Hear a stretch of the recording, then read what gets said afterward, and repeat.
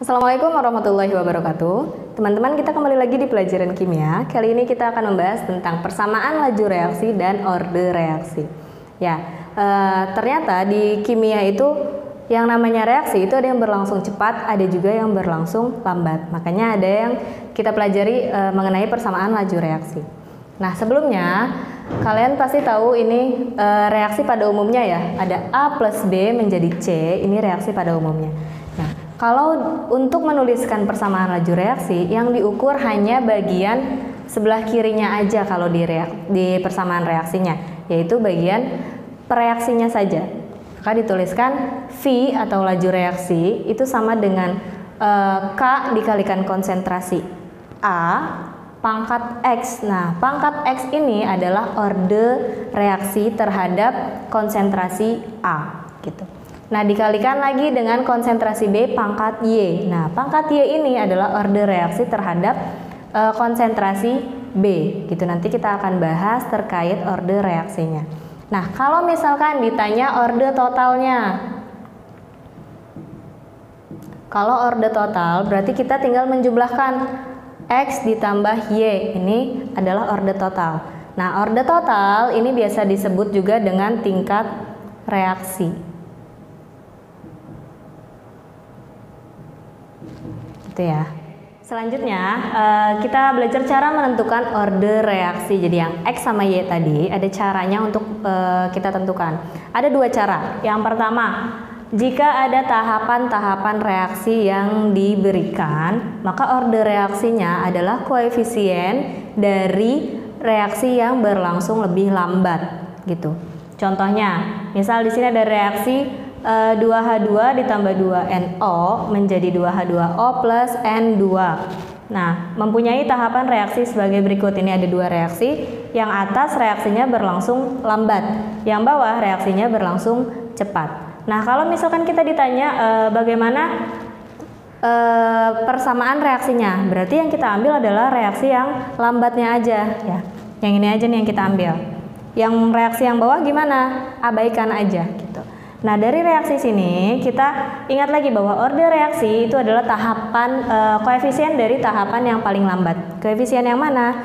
Nah, seperti yang tadi di awal kita bahas ya, bahwa yang diambil hanyalah bagian yang kiri atau pereaksinya saja. Maka dari reaksi ini, dari reaksi yang lambat kita ambil bagian kirinya aja.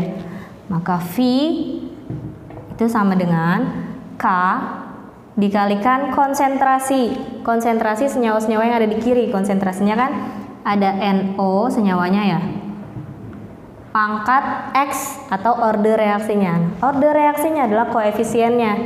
Berarti karena di sini koefisiennya 2, berarti ordenya adalah 2. Satu lagi pereaksinya ada H2. H2 pangkat koefisiennya. Koefisiennya H2 berapa? 1 kan? Kalau 1 nggak perlu kita tulis gitu. Jadi persamaan reaksinya seperti ini. V sama dengan K dikali konsentrasi NO pangkat 2 dikali konsentrasi H2. Berarti ini ya ordenya 2 dan 1 kan ditulis di sini. Kalau tidak ditulis berarti 1 gitu. Kalau ditanya orde total, berarti orde totalnya 2 tambah 1 ya, 3 ya. Orde totalnya 3 atau tingkat reaksinya 3 gitu ya. Oke, cara yang kedua, kalau misalkan berdasarkan data-data eksperimen ya. Misal di sini contohnya ada persamaan reaksi kimia H2 ditambah O2 menjadi 2H2O. Diperoleh data sebagai berikut nih ya.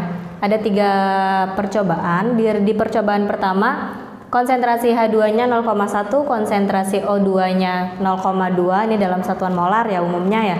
Kemudian V-nya atau kelajuannya itu 4 molar per detik, biasanya satuannya itu. Ini yang ke bawahnya juga sama ya, tinggal dibaca aja. Kemudian tentukan persamaan laju reaksinya gitu. Seperti yang kita tahu, persamaan laju reaksi itu V sama dengan K dikalikan konsentrasi A pangkat X atau orde X, ordenya si A, kemudian B pangkat Y. Nah, A-nya berarti adalah H2, kemudian B-nya yang O2. X dan Y-nya kita cari. Nah, cara mencarinya, misal yang pertama, kita mau mencari orde dari H2. Orde H2 berarti kan X ya. Kalau kita mencari orde H2 berarti konsentrasi O2-nya harus tetap. Jadi senyawa yang lainnya harus tetap supaya kita mendapatkan orde yang satunya lagi. Berarti ini syaratnya O2 tetap.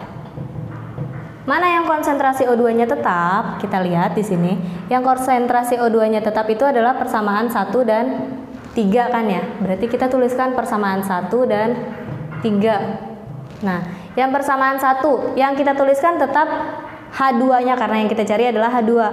Ya, jadi O2 itu hanya sebagai patokan dia tetapnya aja gitu. Yang kita tuliskan tetap H2-nya. H2 persamaan 1 itu 0,1 ya, ini. Kemudian yang di persamaan 3 ada 0,2. 0,2. Kemudian V-nya. Kita lihat kelajuannya yang di percobaan 1. V-nya 4, kemudian yang di percobaan ketiga V-nya 16 gitu. Nah, dari 0,1 ke 0,2 itu berapa kalinya? 2 kalinya kan ya? Kita tulis 2 kalinya. 2 pangkat X karena kita mau mencari ordenya gitu. Kemudian ini juga sama. 4 ke 16 berapa kalinya? 4 kalinya kan ya? Berarti kita tulis di sini 4. Nah, 2 pangkat berapa yang hasilnya 4? Pangkat 2 ya. 2 pangkat 2 hasilnya 4. Berarti X-nya adalah 2 gitu. Nah, kemudian kita cari orde H2 udah, berarti orde O2. Nah, kalau mencari orde O2 berarti kebalikannya. Syaratnya H2-nya harus tetap. Mana yang H2-nya tetap? Itu ada di persamaan percobaan 1 dan percobaan 2. Kita tulis percobaan 1 dan percobaan 2. Percobaan 1 tetap yang kita tulis O2-nya. Percobaan 1-nya 0,2. Kemudian yang di percobaan 2-nya 0,4. Kelajuannya di percobaan 1-nya 4, di percobaan keduanya 4 juga kan ya? Gitu. Nah, ini baru kita pertanyakan ya. 0,2 ke 0,4 berapa kalinya? 2 kalinya kan ya? Nah, kita mencari orde Y, berarti kita pangkatkan Y. Kemudian 4 menjadi 4 berapa kalinya? 1 kalinya kan ya? Nah, 2 pangkat berapa yang hasilnya 1? 2 pangkat 0. Karena berapapun yang dipangkatkan 0 hasilnya adalah 1 gitu. Oke, kita sudah dapatkan nilai X dan nilai Y atau ordenya ya. Orde dari H2 dan orde dari O2. Maka tinggal kita masukkan ke persamaan laju reaksinya. Berarti V sama dengan K dikalikan dengan A-nya itu adalah yang depan H2 atau yang tadi kita cari X-nya. Nah, X-nya kan udah dapat ya 2, berarti kita masukkan di sini 2. Kemudian B-nya adalah O2 pangkat Y yang sudah kita cari tadi nilainya 0. Tuliskan di sini 0.